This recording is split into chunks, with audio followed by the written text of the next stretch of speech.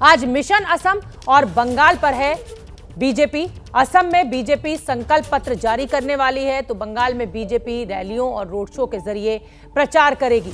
असम के लिए बीजेपी थोड़ी देर में संकल्प पत्र जारी करेगी। जेपी नड्डा गुवाहाटी के होटल ताज विवांता में बीजेपी का विजन डॉक्यूमेंट जारी करेंगे। इस दौरान असम के मुख्यमंत्री सर्बानंद सोनोवाल और असम सरकार में मंत्री हेमंत बिस्वा शर्मा भी मौजूद रहेंगे। उधर बंगाल में बीजेपी फुल एक्शन में दिखेगी। नड्डा रोड शो करने वाले हैं तो अमित शाह की जनसभा है। ममता बनर्जी भी 3 रैलियां आज करने वाली हैं। तो असम के लिए संकल्प पत्र आज बीजेपी का सामने आएगा। जेपी नड्डा जारी करेंगे ये संकल्प पत्र और ममता बनर्जी आज बंगाल में 3 रैलियां करेंगी। तो इन दोनों ही बड़ी खबरों पर हमारी नजर बनी हुई है। आज बीजेपी का पूरा जोर असम पर रहेगा। बीजेपी के दिग्गज प्रचारक योगी आदित्यनाथ और राजनाथ सिंह रोड शो करेंगे तो वहीं आज बीजेपी असम के लिए अपना घोषणा पत्र, जैसा कि मैंने आपको बताया, वो भी जारी करेगी। बड़ा सवाल यह है कि सीएए को लेकर बीजेपी के घोषणा पत्र में क्या रणनीति होगी। हमारी रिपोर्ट देखिए।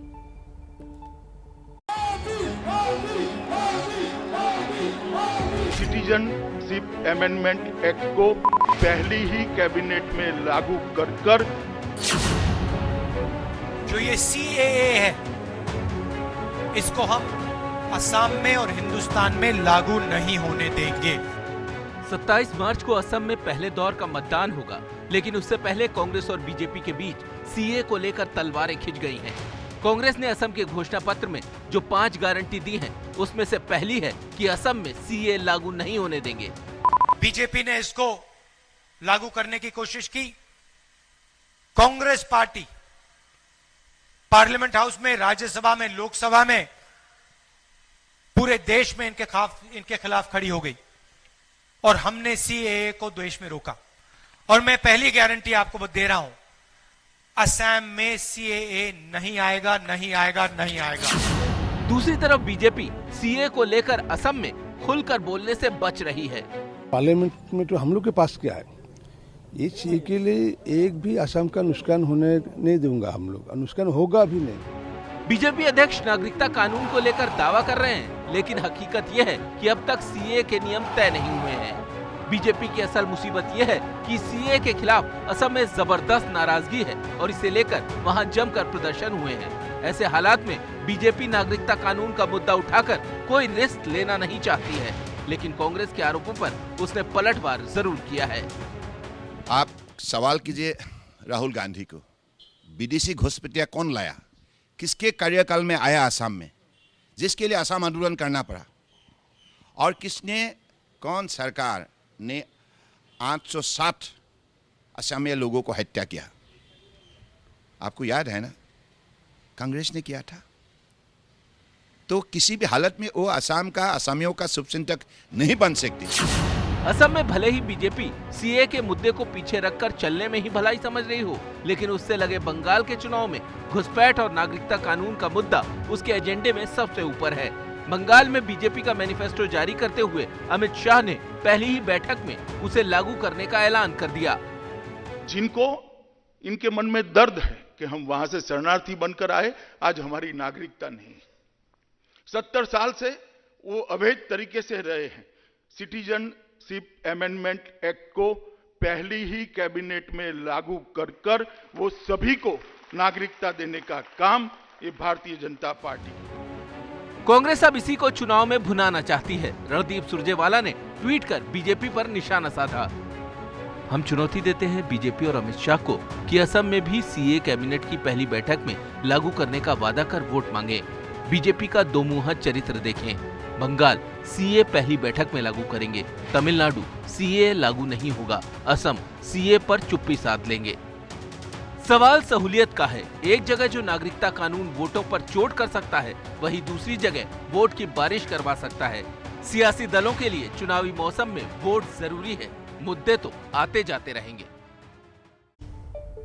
तो एक तरफ तो बंगाल में घुसपैठियों का मुद्दा सबसे ज्यादा बड़ा मुद्दा बनाया जा रहा है बीजेपी के द्वारा, लेकिन असम में घुसपैठियों का जिक्र भी नहीं हो रहा है। असम के जोरहाट से हमारे साथ मेरी सहयोगी प्रतिमा मिश्रा जुड़ रही हैं और क्योंकि आज बीजेपी का घोषणा पत्र आने वाला है उसी पर प्रतिमा की नजर है। प्रतिमा, आप जोरहाट में मौजूद हैं और आज जेपी नड्डा घोषणा पत्र भी जारी करेंगे, लेकिन घुसपैठियों का जो मुद्दा है उस पर बीजेपी की चुप्पी है असम में।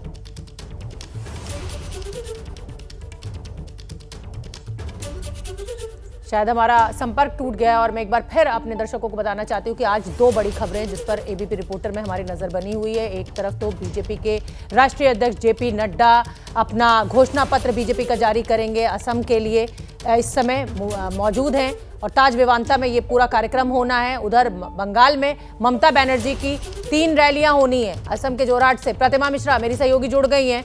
प्रतिमा, आज घोषणा पत्र जारी होना है, आप वहां असम में मौजूद हैं, जनता का मूड समझ रही हैं। जिस घुसपैठियों का मुद्दा बंगाल में सबसे बड़ा मुद्दा है, असम में उसका जिक्र नहीं हो रहा है बीजेपी के द्वारा।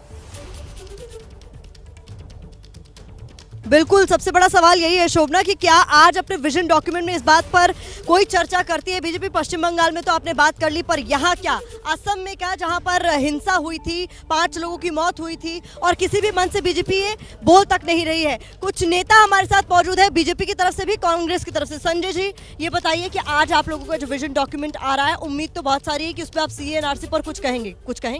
देखिए, जो चीज़ कोर्ट में है उसमें बोलना उचित नहीं है और पब्लिक जानती है क्या है, और इसीलिए इस चुनाव में वो मुद्दा ही नहीं है।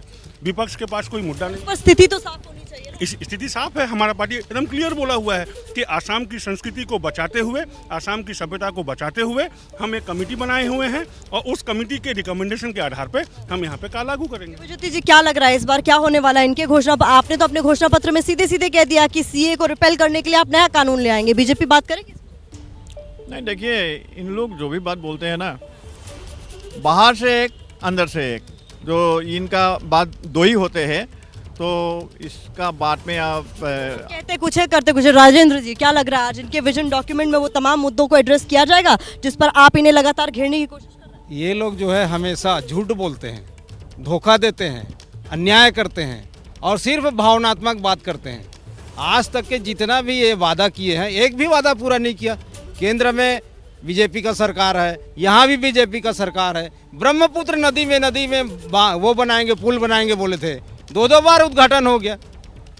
प्रधानमंत्री जी उद्घाटन करता है और जितना बोलता है सब गलत बोलता है। आज किसान जो है आंदोलन कर रहे हैं दिल्ली में, पूरे देश में आंदोलन कर रहा है। 300 किसान आत्महत्या कर ले, उसके लिए। ठीक है, तो ये बताइए संजय जी, कुल मिलाकर सीधी सी बात जो है वो ये तमाम तरह के आरोप लग रहे हैं, 5 साल आपने सत्ता में रहकर कुछ किया नहीं और जिस पर बात करनी चाहिए उस पर आप बात नहीं कर रहे हैं। आज क्या होने वाला है?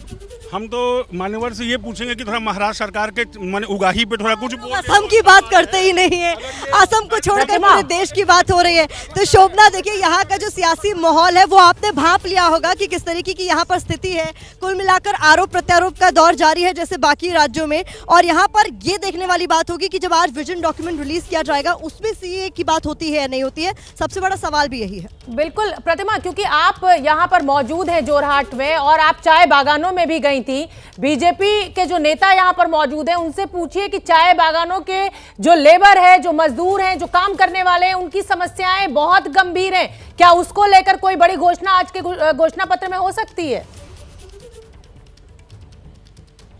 ये तो देखिए एक ऐसी मुद्दा है जिसको खुलकर प्रधानमंत्री मोदी मंच से भी कह रहे हैं शोभना, तो उस पे तो आप एक्सपेक्ट करिए कि घोषणा पत्र में बात होगी। जब चाय बागान मजदूरों की बात आती है, पिछले चुनाव में 351 रुपए मजदूरी करने की बात की थी, 167 रुपए की उनको मिल रहे हैं चाय बागान में काम करने वाले मजदूरों को। इसी को लेकर अब कांग्रेस ने कह दिया अपने घोषणा पत्र में, हम 365 रुपए देंगे 6 घंटे के भीतर सरकार बनने। ऐसी आप मौका क्यों दे रहे हैं विपक्ष को कि आपने जो वादा किया वो निभाया नहीं, हम करके दिखाएं?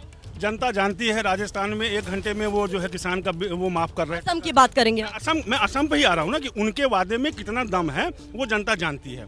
रही बात कि इतने साल, 60 साल 65 साल शासन करने के बाद 96 रुपीज़ इन्होंने जो है चाय बागान को दिया था डेली वेजेस का भाव, वो हमने तो 4 साल में 167 प्लस 50 जो कि इन लोगों ने एक टी गार्डन के लॉबी के साथ, मालिकों के साथ मिलके उस पर स्टे लगवाया हुआ है। फिर भी हमारे वित्त मंत्री हेमंत शर्मा जी ने गंभीर आरोप आप पर ये लगा दिया कि मजदूरी नहीं बढ़ी क्योंकि कांग्रेस ने नहीं बढ़ी। ये जो बोल रहे हैं बिल्कुल गलत बोल रहे हैं।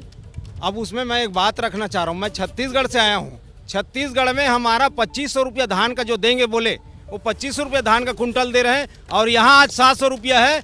आज हमारे क्षेत्र में जो मजदूर है उसको भरपूर मजदूरी मिल रही है। वहाँ लॉकडाउन के पीरियड में भी सोना खरीदे, चांदी खरीदे, गाड़ी खरीदे। बात असम की हो रही है। सीधा सा सवाल है कि आपने यहाँ पर सत्ता में रहते हुए जो नहीं किया, वो कह रहे हमने कुछ तो किया। नहीं, हमने सत्ता में रहते जितना वादा किए, जो भी बोले उसको पूरा किए। चाय बागान के मजदूरों का उत्थान नहीं कर सकते। नहीं, चाय बागान का मजदूरों का हमारा जैसा ही सरकार आएगा 365 जो हम बोले तत्काल लागू करेंगे। हमारे यहाँ छत्तीसगढ़ में 24 घंटे के अंदर में हमारा देखिए, सुबह का भूला अगर शाम को घर लौटाए तो उसे भूला नहीं कहते। कुछ इसी तर्ज पर कांग्रेस कह रही है कि अब आएंगे तो कर देंगे। कुल मिलाकर देखिए शोभना, ये मानकर चलिए चूंकि मेंशन कांग्रेस के डॉक्यूमेंट में हुआ है तो बीजेपी भी इसका जिक्र जरूर करेगी, लेकिन सवाल यही है कि ऐसी संतोष कर लेने वाली कम्युनिटी है टी ट्राइब कम्युनिटी। जी जी बिल्कुल प्रतिमा, समस्या एक और है ना, लोकसभा चुनाव में न्याय योजना लेकर आए थे, उसको जनता ने सिरे से नकार दिया। अब आप कहते हैं कि गृहिणियों को 2000 रुपए देंगे, चाय बागान का जो मजदूर है उसको 365 रुपए देंगे। सवाल कांग्रेस के नेता से आप ये पूछिए कि जो वादे आप ऐसे करते हैं, लेकिन जो पिछला अनुभव जिसका जिक्र अभी बीजेपी के नेता भी कर रहे हैं, चाहे राजस्थान की बात हो चाहे मध्य प्रदेश की बात हो, वो बकाया नहीं दिया गया, तो सवाल तो जनता आपसे पूछेगी ना कि इस तरीके की घोषणाएं जब आप करते हैं तो वो नतीजे आने के बाद कहां चली जाती हैं। शोभना, वही बात हम लोग कर रहे थे इनसे अभी कि आपने जो कहा वो किया नहीं। आप पिछले 5 साल का हिसाब मांग रहे हैं, पर उन 60 सालों का क्या जब आप सत्ता में थे। सीधा सा सवाल, अभिजीत जी हमारे साथ आ गए। अभिजीत, सीधा सवाल और आरोप आप पर ये लगा दिया जाता है कि भाई आप पिछले 5 साल पर सवाल उठाते हुए मैनिफेस्टो जारी कर देते कि अब हम वो करेंगे जो बीजेपी ने नहीं किया। जब आप सत्ता में थे तो आपने ऐसा क्या किया कि आपको इस सत्ता से बाहर होना पड़ा? आपने कुछ किया होता तो नहीं जाते ना। नहीं, आप लोग जोरहाट के बारे में बोल रहे हैं ना, तो जोरहाट के बारे में हम लोग यही बोलना चाहते हैं। राणा गोस्वामी जी जब नहीं, सिर्फ जोरहाट नहीं, हम पूरे असम की बात कर रहे हैं। चाय बागान मजदूरों का मुद्दा जब उठाया जाता है, प्रधानमंत्री बात करते हैं, राहुल गांधी बात करते हैं, प्रियंका गांधी आकर खास तौर पर चाय चुनती हैं, उनका उत्थान क्यों नहीं हो सका? 2001 से पहले कितना बागान जोरहाट में असम में बंद थे वो आप पता कर लीजिए। उसके बाद बोलिए असम गवर्नमेंट आके वो गवर्नमेंट फिर से चालू किया तरुण गोगोई जी के नेतृत्व में। जोरहाट में भी हम लोग का सिनामोड़ा बागान, मुर्मिया बागान, ये सब बंद हुआ था। तो वो किसने चालू किया, किसके गवर्नमेंट के अंदर चालू हुआ है, वो आप एक बार पता करने से आपको मालूम पड़ जाएगा कांग्रेस ने किया है। कांग्रेस ने 60 ईयर्स में जो किया वो 5 साल में बीजेपी ने खत्म कर दिया। जी प्रतिमा, तो मतलब इनका कहना है कि इनका किया हुआ सारा काम बीजेपी ने धो डाला और खुद बीजेपी ने जो वादा किया वो नहीं निभाया। कुल मिलाकर अपने अपने दावे हैं शोभना, लेकिन जब विजन डॉक्यूमेंट बीजेपी का आ जाएगा ये भी साफ हो जाएगा कि वो कौन से मुद्दे हैं जिनको लेकर जमीन पर उतरने वाली है बीजेपी, क्योंकि पहले चरण के चुनाव में अब बस 2 या 3 दिन का ही वक्त बाकी है। तो ऐसे में बहुत जरूरी हो जाता है कि बीजेपी किन मुद्दों को जोर शोर से उठाती है। बिल्कुल प्रतिमा, और क्योंकि आप वहां पर मौजूद हैं, ये दिलचस्प तस्वीरें भी रोजाना आप हम तक पहुंचा रही हैं कि कैसे आरोप प्रत्यारोप का दौर लगातार जारी है, और तमाम नेताओं से भी आपने हमारी बात करी। फिलहाल बहुत बहुत धन्यवाद, लेकिन जैसे ही विजन डॉक्यूमेंट आना शुरू होगा हम फिर एक बार रुख करेंगे। आप न पाबंदी हो न कोई हद हो तो बस खुद बनाई सरहद हो। ये मुहिम है परतों में छिपे हर सच की तलाश की, सियासत पर रखी पैनी नजर और आंख की, खबरों की दुनिया में एक जिम्मेदार आवाज की, जुर्म और जुल्म के खिलाफ हर बेबस के लिए इंसाफ की। जब कोई हद नहीं इंसानियत के लिए जज्बात की, जब कोई हद नहीं खुशियों और ख्वाब की, तब कोई हद क्यों हो नए नजरिए और बदलाव की। तोड़ के हदों के ताले नए सपनों को पाले, बांधे सबको एक धागे, आपको रखे आगे एबीपी न्यूज़।